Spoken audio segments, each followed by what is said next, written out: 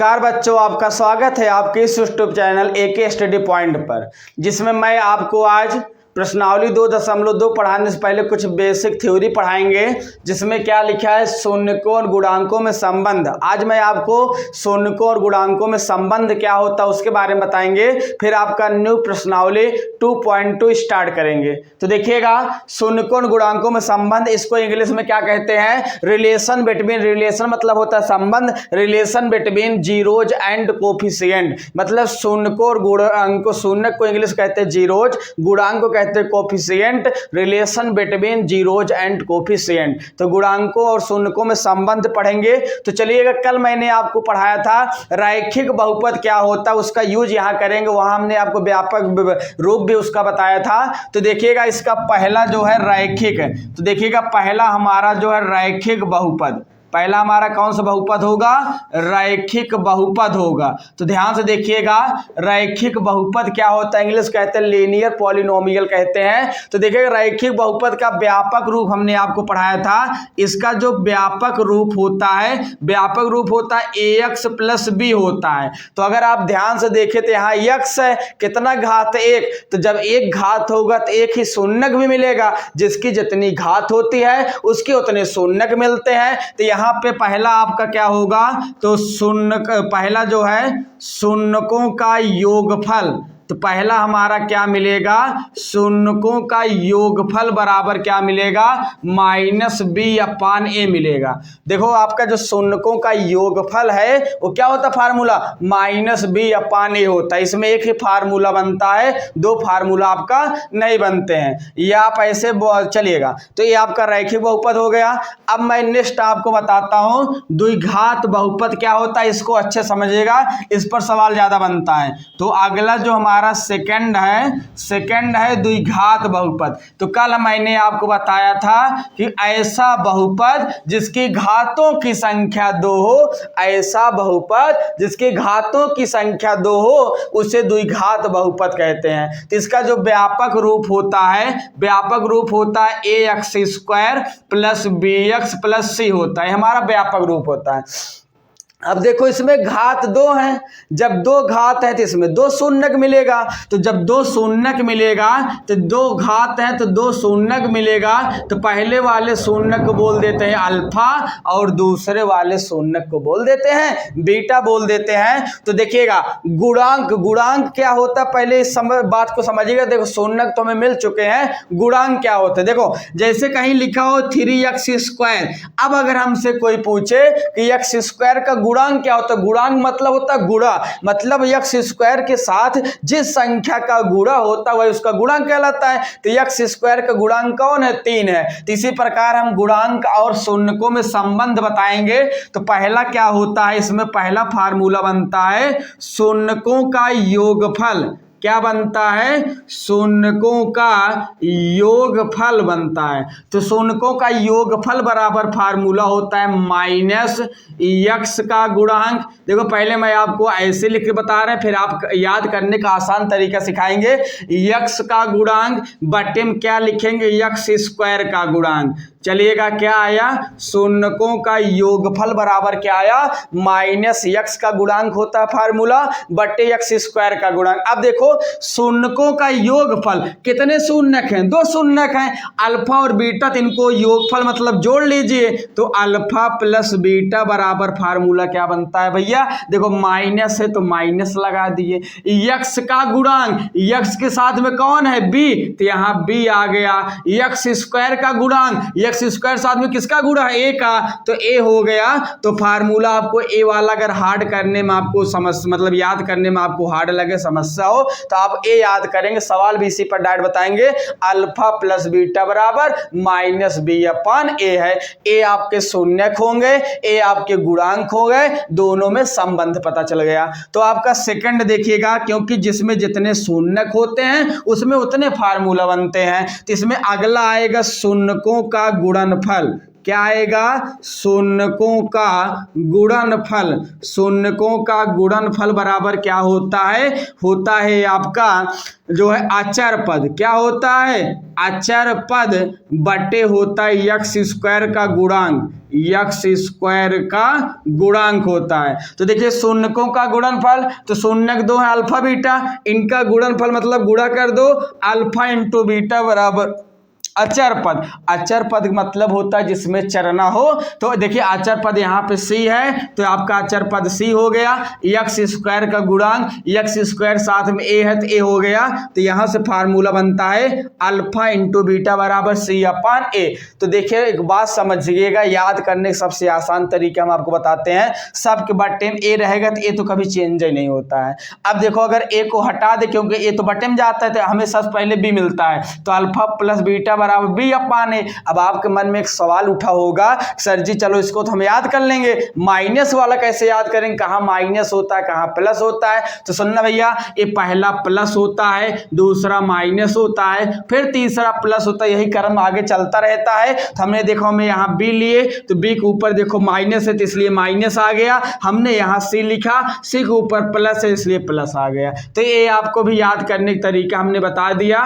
तो शून्यकों और गुणांकों में हमने संबंध बताया किसका, द्विघात समीकरण का। ऐसा बहुपद जिसमें घातों की संख्या दो हो उसे द्विघात समीकरण कहते हैं। जब दो घात होगा तो दो शून्यक मिलेगा, पहला शून्यक अल्फा होगा, दूसरा बीटा होगा, दो शून्यक होगा तो दो फार्मूला बनेगा। पहला होगा शून्यकों का योगफल अल्फा प्लस बीटा बराबर माइनस बी अपान ए, अगला होगा अल्फा इंटू बीटा बराबर सी अपान ए। तो इसको आप स्क्रीनशॉट ले लीजिएगा और जो है हम आपको इसके नेक्स्ट आगे बताते हैं। तो उम्मीद है आपने स्क्रीनशॉट ले लिया होगा। तो चलिएगा नेक्स्ट हम आपको तीसरा वाला थ्योरी बताते हैं, त्रिघात बहुपद का बताते हैं। तो अगला हमारा क्या आएगा, त्रिघात बहुपद। तो त्रिघात बहुपद परिभाषा हमने कल वाले वीडियो में आपको बताया है, एक बार आप दोबारा अच्छे समझ लीजिए।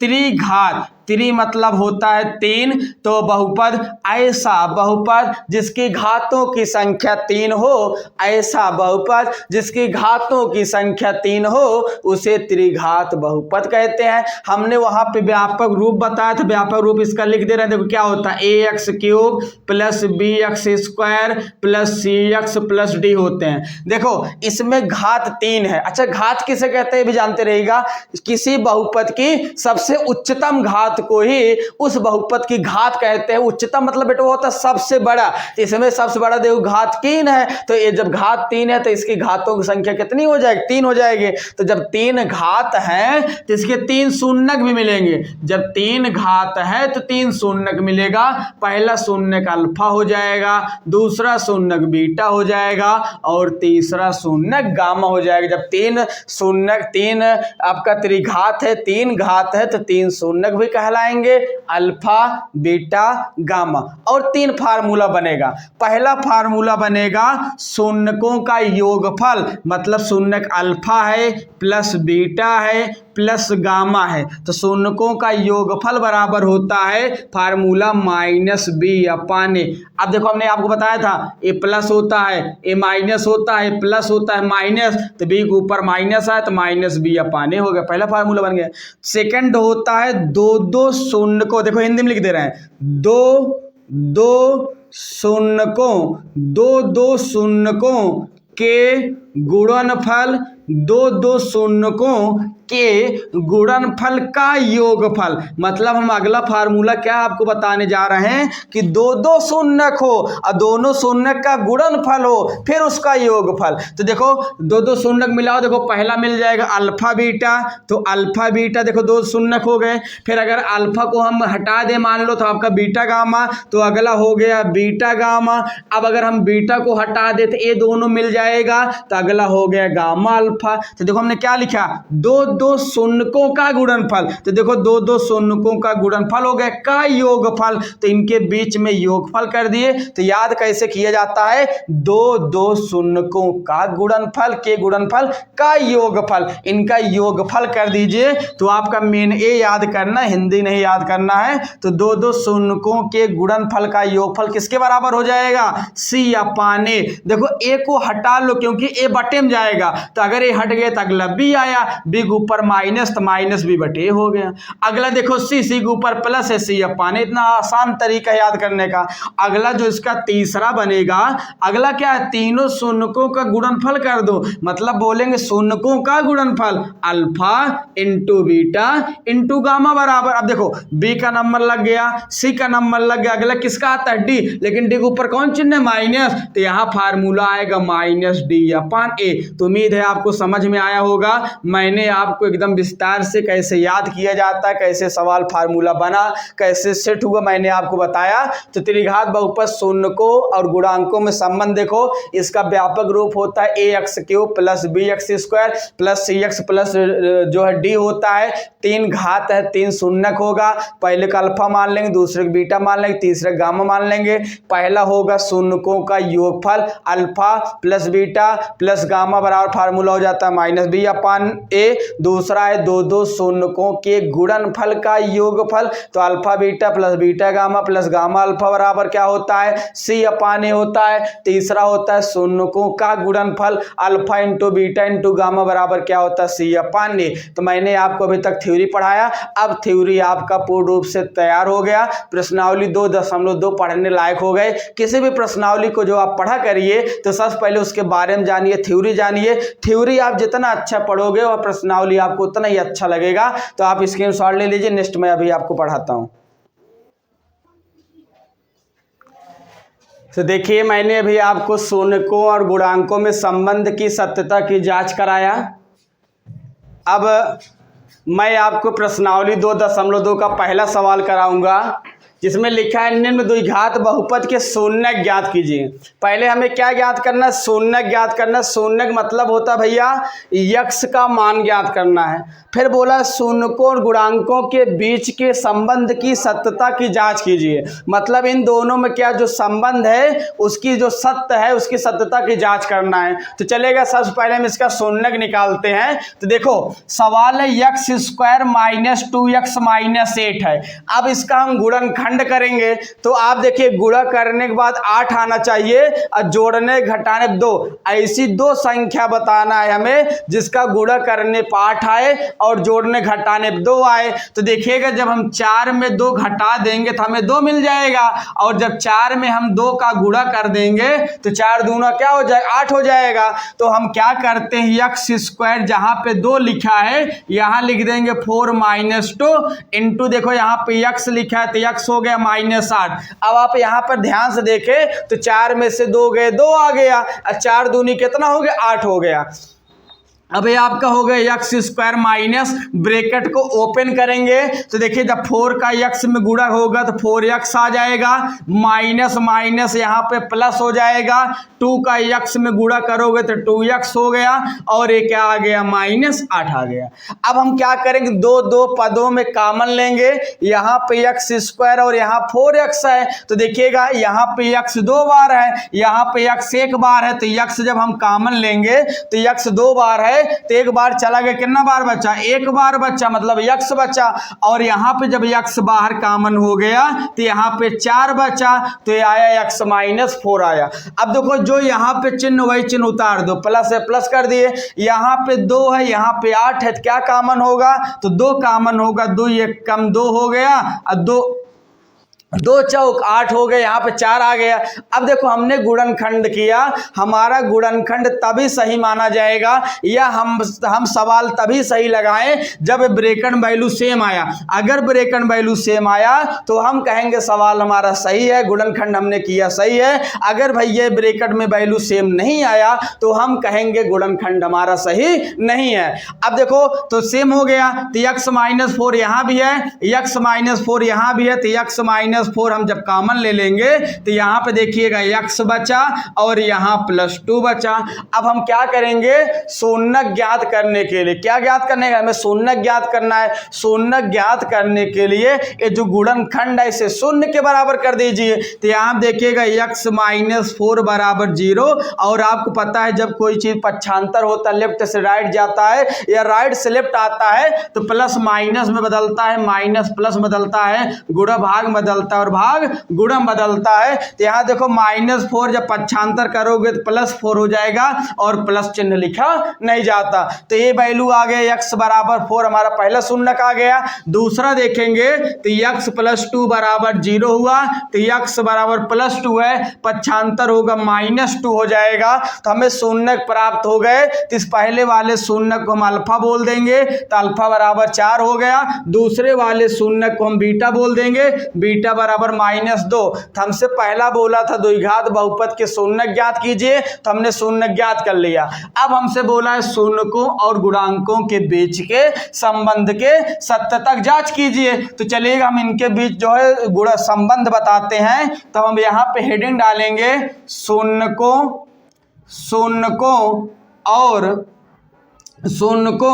और गुणांकों में संबंध, शून्यकों और गुणांकों में संबंध। तो प्यारे भैया ध्यान दीजिएगा। अब देखो हमें शून्यक तो मिल चुका है, लेकिन हमें क्या चाहिए, गुणांक चाहिए। तो चलिए हम गुणांक निकालते हैं। तो देखना x² -2x -8 है। आपका जब इतना है तो इसको हम मान लेते हैं समीकरण 1 मान लेते हैं। अब देखो द्विघात बहुपद का जो है जो व्यापक रूप होता है उससे तुलना कर लेते हैं। तो हमें यहाँ पर लिखेंगे समीकरण 1 को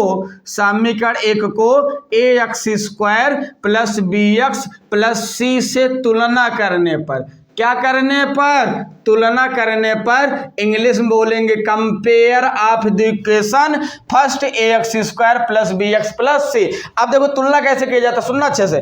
x² के साथ में a का गुणा है, तो यहाँ x² के साथ में जिसका गुणा होगा वो a का मान कहलाएगा। तो x² के साथ में किसी भी संख्या का गुणा नहीं है, और जब किसी भी संख्या का गुणा नहीं होता तो वहां 1 माना जाता है। देखो जैसे 2 लिखा हो तो हम 2 को लिख सकते हैं 2 × 1, तो 2 में कौन छुपा है, 1 छुपा है। अर्थात तो आपका यहाँ पर जो a है तो a बराबर, हमें a बराबर कितना मिलेगा, 1 मिल जाएगा।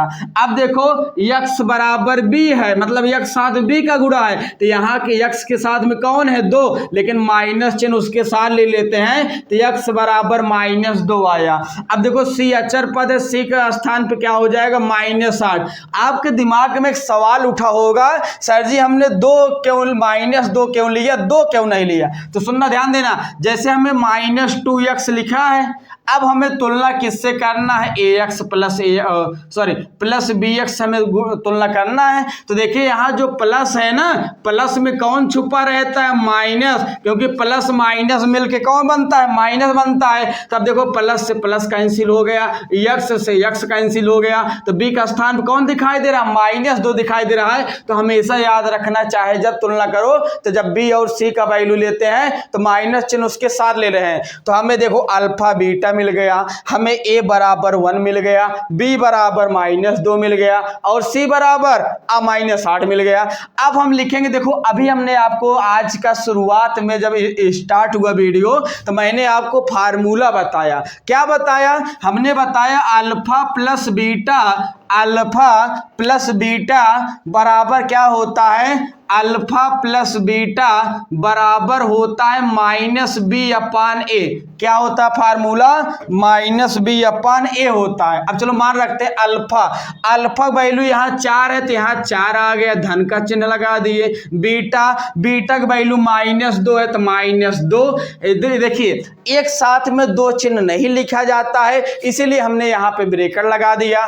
बराबर यहाँ देखो b का वैल्यू आपका -2 है, तो b का स्थान पे -2 रख दिए बटे a, और a का वैल्यू 1 है तो हमने 1 है। तो हम यहाँ से अल्फा बीटा ABC निकाला था, हमने उस फार्मूला में मान को पुट कर दिया, रख दिया।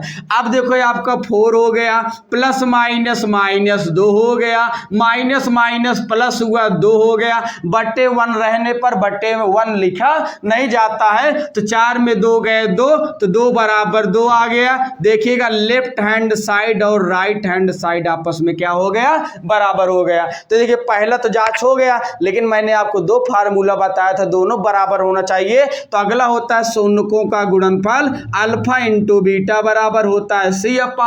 तो अल्फा का वैल्यू देखिए 4 है, तो हमने यहाँ पर 4 लिख दिया। बीटा का वैल्यू -2 है, तो हमने -2 रख दिया, बराबर c का वैल्यू -8 है, तो यहाँ पे -8 आ गया बटे ए, और ए का वैल्यू आपका 1 है तो हमने यहाँ पे 1 लिख दिया।